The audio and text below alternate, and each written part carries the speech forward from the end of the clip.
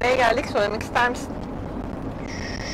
Şu anda Dalaman'ın içine giriyoruz. Dalaman merkeze geldik. Burası merkez. Burası Dalaman'da, burası merkez. Dalaman merkez. Camımızın leşliği yalnız. Evet, bir yıkacak kaçıramıyorum. yer bulayamadım ki. Bulayamadın mı yıkacak yer? İyi ki Dalaman var. Belediye başkanlığıymış burası. Evet. Ama çok güzel bir yer ya, şirin bir yer. Etrafı tepe, dağ tepelerle çevrili şöyle.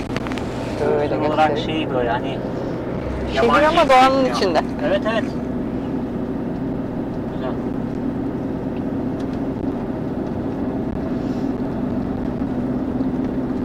Şöyle yoldan uzaklaşıyoruz Dalaman'ın içinden. Biraz aşağılara doğru gideceğiz.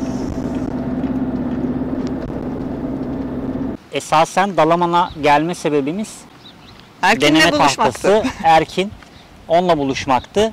Hani onu es geçmeden, yani ona uğramadan buradan devam etmek istemedik. O yüzden de bu taraflarda çokça vakit geçirdik. Şimdi buradan Erkin'in bize gönderdiği konuma doğru ufak yola çıkıyoruz. Devam ediyoruz. Hadi hep beraber devam edelim. Evet, buyurun küçük hanım.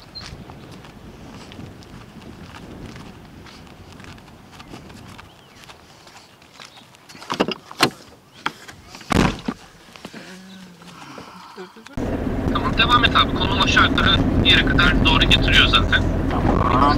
Evet. Oyun parkını gördüm. Ben de şimdi oraya doğru yürüyorum. Çok kutusu var tam onun önünde. Gördüm. Köpek var bir de çok tatlı. Aa, gördüm. Helal. Tamamdır.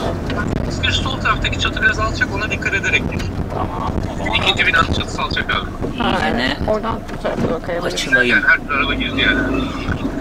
Biz de gireriz o zaman. En kötü 2 manevra yaparız. Tamam.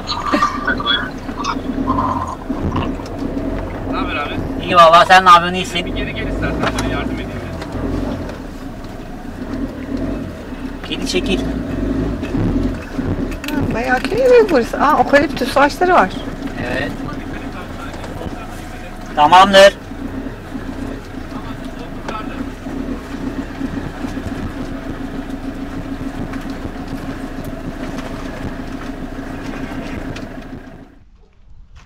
Neredesin? Burada mısın? Burada mısın? Başlayalım mı böyle videoya? Olur. Çok spontane bir şekilde yine giriş yapmış olayım. Dalaman'a köye döndüm ve gelir gelmez de arkadaşlarım ziyaretime geldiler. Evet. Çünkü yakında bir yerde kamptalarmış. Evet, aynı tarihlerde Dalaman'daymışız ikimiz de. Abi bilmeyen için siz kimsiniz? Hemen konuya girdim ama. Biz kimiz? Biz Vantvördüz. Şöyle şeyimiz de asılı burada. Biz Vantvördüz. Gülden ve Cem Tolga ve Max. Ben sana Cem diyorum ama Tolga mı diyor insanlar? Aslında benim ismim belli değil abi. Yani Cem kolayına gelen... Merhaba. Ben Cem diyorum. Hiç sorun değil. Tamam, eyvallah. Böyle direkt Ben girdim. Gülden, ben tek Gülden. Aynen, tamam, biz seninle muhabbet edelim ya. Dur geleyim ben şöyle bir.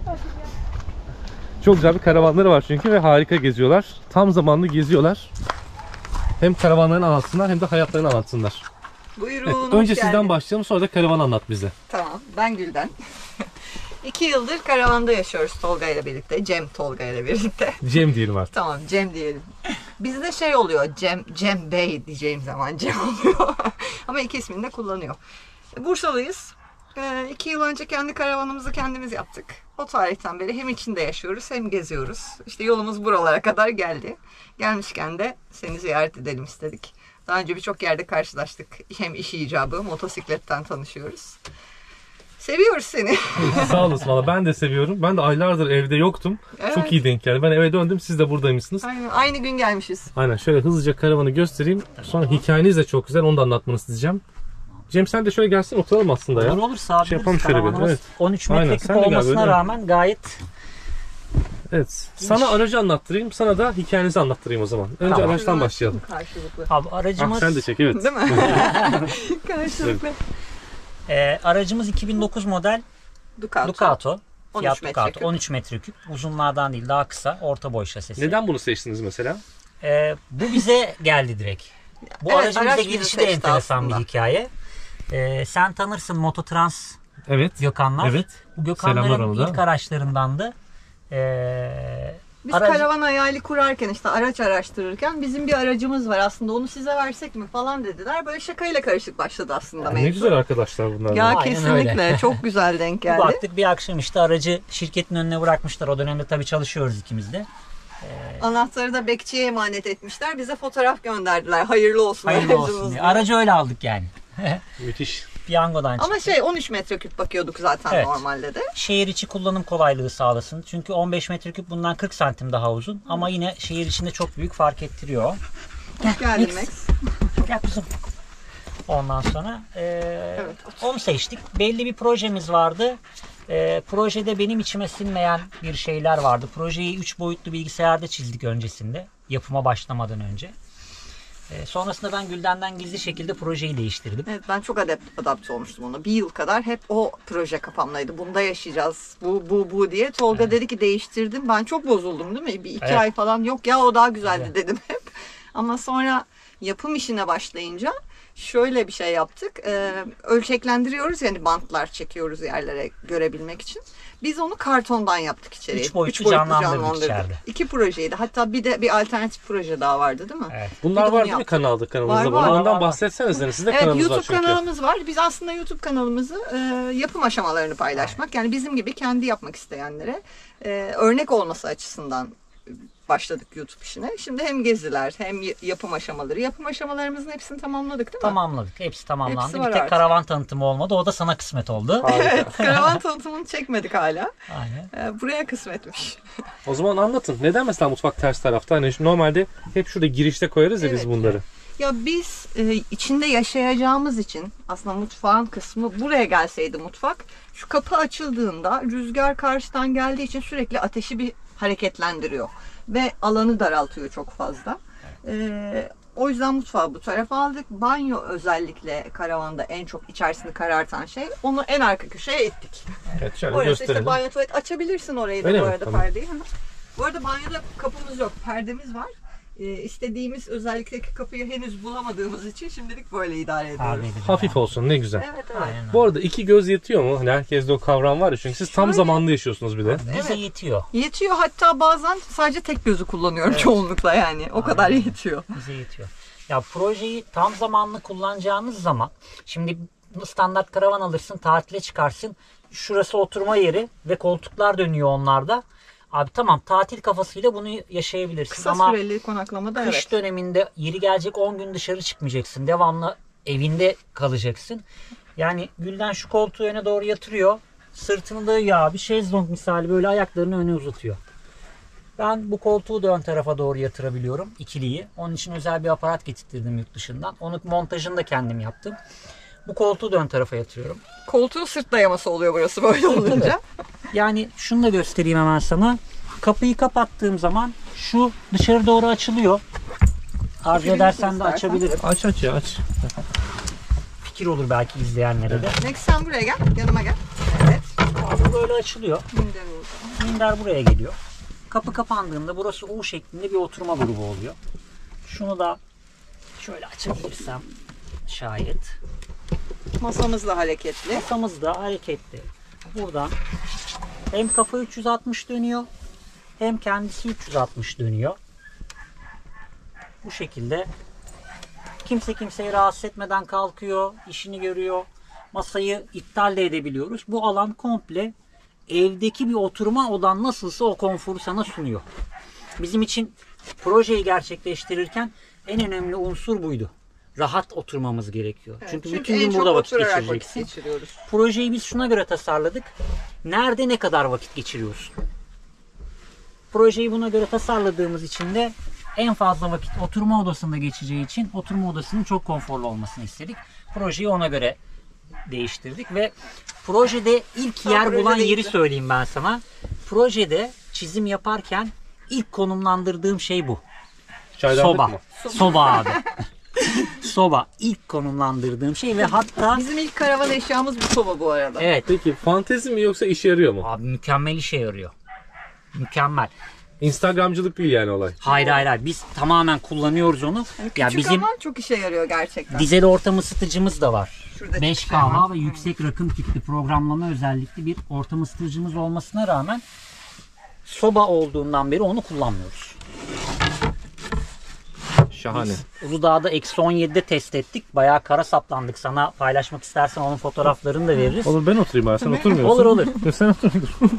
Cem ayakta kalsın. Evet. Hani onun fotoğraflarını da atarız. 10 gün boyunca Uludağ'da araç yarı beline kadar kara gömüldü. Biz içeride soba sayesinde tişörtle oturuyorduk. Evet, Bir dışarı daha çıkamadık 3 gün zaten. Ben sobayla büyüyen biriyim. Bunun üzerinde kestane, ekmek kızartması, Türk kahvesi Hazır sıcak su. efsane oluyor. Max bu güzel yavru 8 ay önce bizim ailemize katıldı. Sahiplendik Max'i Bodrum'da. Balkonda bakıyorlarmış bu garibime. Max bizimle birlikte gezgin oldu artık. 8 aydır bizimle. 8 aydır bizimle. Bize çok kolay adapte oldu. O bizim için hazırmış aslında. Evet. Biz Bodrum'a gittik. Max'i aldık. Direkt ilk yolculuk Bursa'ya. Yani 10 saatten fazla molalarla beraber. Max hiç gak demedi yani. Çok, o zamandan uyumlu beri çocuk. de çok keyifli. Böyle her gittiğimiz yerde çok mutlu. Bir hafta sonra Max'in havlama sesini duyduk biz. Evet. Hiç Ya o kadar sesi bile sessiz, çıkmıyor. sakin. Köpekle karavan nasıl oluyor? Bir tık tüy temizliği olayımız gerekiyor. var. Her sabah bir tüy olayımız var değil mi kuzum? Değil mi kuzum? Tüy temizliyoruz her sabah. Kışın biraz zor oluyor tabii Evet. haliyle. Yağmur, çamur vesaire. Ama işte ona göre uygun malzemeler kullanınca. Max için yerler mesela normal bizim parke. Max geldiğinden beri yerlere parkenin üzerine kışın ne onun adı? Mineflo kaplıyoruz. Naylon kaplıyoruz. Temizlik daha kolay Temizlik olsun. daha kolay olsun diye. O nerede yatıyor peki? Max her yerde. Her yatıyor. yerde yatıyor. Bütün karavan onun. Ya şöyle Tamamen. onun bir yer belirlemedik burada. Alan küçük olduğu için şimdi ona yatak koyabileceğimiz bir bölge yok tabii haliyle. Max için şu dolabı yaptık biz sonra. Bu dolap aslında farklı bir tarzdaydı öncesinde, soba dolabı. Evet. Hem Max'in malzemeleri var. Hem bizim işte odunluğumuz oldu aynı zamanda. Çöp kutusu, makrome malzemelerimizi koyuyoruz. O iplerimizi. nedir? Açsana. Makrome şöyle, şu kapıdakinden örnek gösterelim. Açayım mı? Aç istersen. Görsel. Makrome aslında bir örgü tekniği adı. Ama böyle duvar süsleri yapılabiliyor, kapı süsleri yapılabiliyor. Bizde böyle boş vaktimiz çok olduğu için, bu arada biz 2 yıldır karavanda yaşarken sabit maaşlı bir işte çalışmıyoruz. İşten ayrılarak geçtik bu hayata gezebilmek için. Ne iş yapıyordunuz? Motosiklet ve ekipman satıyorduk. Evet, motosiklet sektöründeydik. İkimizin de motosiklet hobisiyken işi olmuş sonradan. Sonra işlerimiz aynı sektörde çalışınca farklı firmalarda birbirimizle tanıştık. O bize hayatımızı birleştirdi bir yerde. Sonra Aynen. karavan hayatına geçiş yaptık direkt. Motor bitti mi? Yok mu motor? Bitmedi, var Bitmedi, motorumuz hala. motorumuz var. Sadece karavan hayatına geçtiğimiz için biraz ara verdik diyelim. Yoksa devam Annelerimizin ediyor. evinde otoparkta bizi bekliyor. Çünkü şöyle, aslında motoru yanımıza almayı çok istiyoruz. Ama biz motoru böyle markete gidip gelelim diye değil. Keyif amaçlı Keyifle biniyoruz uzun geziler devamlı. için kullanıyoruz genelde. Şimdi Max var. Max'i karavanda bırakıp motosikletle gezi yapma gibi, o uzun gezileri yapma gibi bir şansımız olmadığı için motor kendi şehrimizde bizi bekliyor. Ne var? Onu da sorayım. Kawasaki var. KLE 500. KLE 500. Gayet keyif aldığımız bir makine. Şey, böyle hani caddeden değil de doğadan hoşlandığımız için belki o çok işimize yarıyor o motor. Kıyamıyoruz ona. Ben de 2-3 yıl KLR 650 kullanmıştım. Ya. Çok keyifli. Çok güzeldi o KLE de KLR de. Keyifli, Ya, konforlu araçlar. Ben o makineden keyif alıyorum. Onunla 2 tane KLE'm oldu benim. Biri 94 modeldi. Şu anki 2004 modeldi. Şu anki 2006 model. İkisinden de çok keyif alarak kullanıyorum şu anda. Bu konuyu motosiklete girdik mi çıkamayız. Evet, Biz çıkamayız. Aynen, bunları peki satıyor musunuz? Şöyle işte onlardan boş vaktimiz oldukça geziler arasında. Hatta şimdi Türkiye turu için şöyle bir şey düşündük. Her gittiğimiz şehre bir model üretelim. O Evet. isimle çıkartalım onları. İnternet üzerinden Shopier sayfamız var. Shopier mağazamız. Oradan satış yapıyoruz. Mesela şurada birkaç örnek var.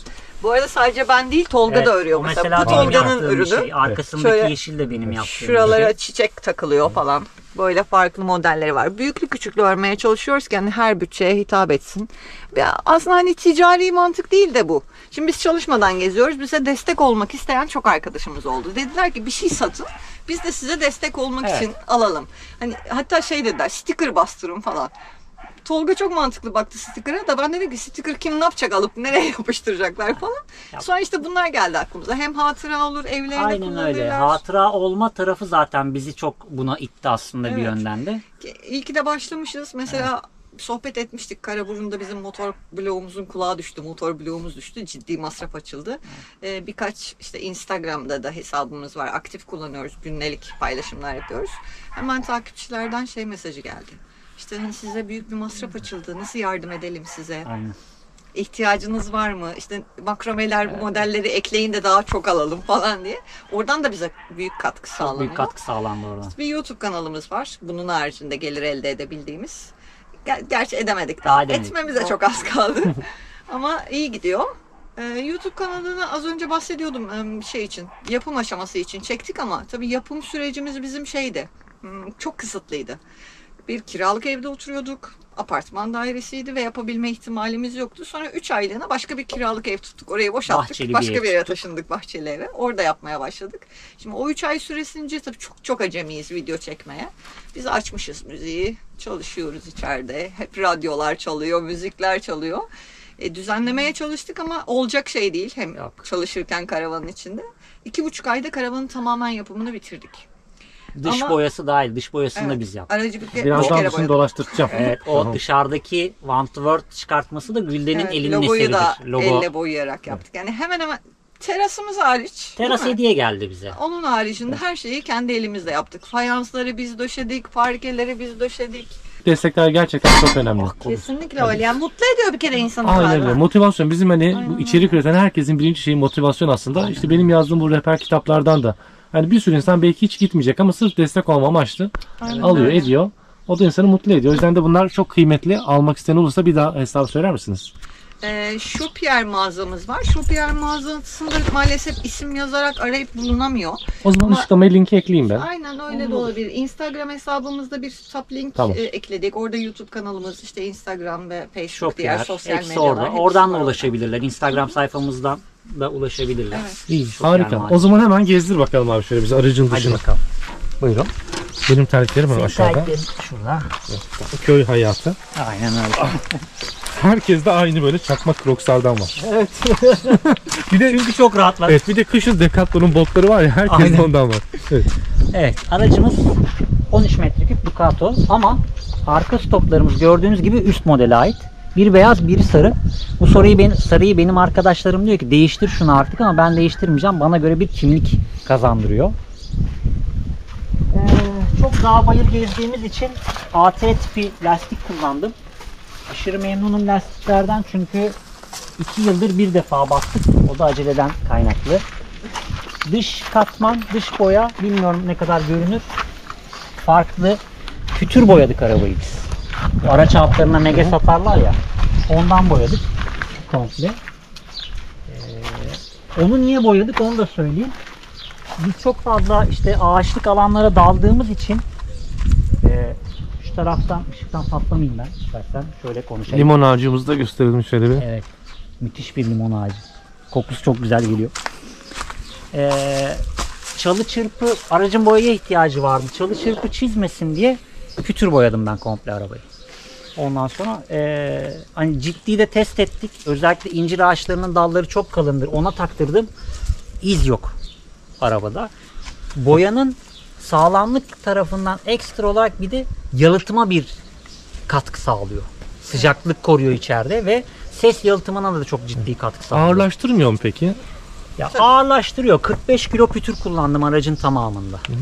Ama 45 kilo Mesela boş panel varken şuralar böyle zıngır zıngır ses yapıyordu Evet, normalde. Ama pütürü bir attık, o bile kesildi direkt. O sese inanılmaz fayda sağladı ve ısıya da katkı sağlıyor çok fazla. Bunu yapan firmalar falan var ama insanlar kendi yapabilir Evet, mi? var. Yapabilir. Biz yapabilir. yaptık. Biz yaptık. Onların kullandığı malzeme biraz daha kimyevi, farklı bir malzeme. Bizim kullandığımız 1 kiloluk kutularda satılan araç altı pütür. Evet. Hemen Reçine maddiyata da esaslı girelim pütür. peki. Ne kadara mal oldu aşağı yukarı? Ne zaman yaptınız? Biz 2 yılı 2 yıl buldu. 2021 yılının başlarında yaptık biz. Kompresör, 50 litrelik bir kompresör, hortum, tabanca ve 45 litre 45 kilo pütür. evet, şey aldık. Tiner falan da almıştık. Tabii onun içine. tiner, Hepsi dahil, zımpara boya vesaire hepsi malzemeleri. dahil bize 3.700 liraya mal oldu o dönemde aracın Çarpı boyaması 3-4 diyebiliriz yani. diyebiliriz. Mutlaka öyle. Çünkü o dönemde biz dışarıda sorduğumuzda yani aynı malzemeyi bulamadık ama işte normal boya için 10-15 bin liralardan bahsediyordu firmalar. Peki o zaman sen şunu tutar mısın? Şu merdiveni alayım bir de yukarı çıkalım. Tamam. Bu arada biz dış merdiven kullanmadık. Bize güvenlik zafiyatı olarak geliyor. Onun için özel bir Onun maymun için bunu merdiveni taşıyorsunuz. yapıyorum ben. Erkin'e geliyoruz, dışarı bununla çıkıyoruz. Alayım ben kamerayı o zaman. Şöyle bir de göstereyim. Evet. Gerçi merdiveni de kendim düşmem için sanki yamuk koymuşum şöyle. Olduğu gibi tutuyorum ben seni. Düşersem de yapacak bir şey yok. Evet, üst taraf önemli çünkü ben de Suzuki Jimny'den bir tane camper van yapıyorum. Çok küçük bir alet oluyor tabii ama bunun gibi küçük bir şey yapmam lazım üstüne. Çıkabilirsin, taşır seni yukarsın. Olsun ya, şöyle göstereyim. Orayı teras olarak kullanıyoruz arka tarafı. O yüzden tek Çatı güzel. Benim çatıya çıkma gibi fantezim yok ya. Ama şu ön tarafa şu paletlerden takacağım ben de. Yedek benzin tankı lazım. Neyse bir de şu köy evini sorayım peki. Yerleşik hayata geçerseniz böyle bir şey mi düşünürsünüz yoksa tekrar bir eskisi gibi bir hayat mı bekliyor sizi?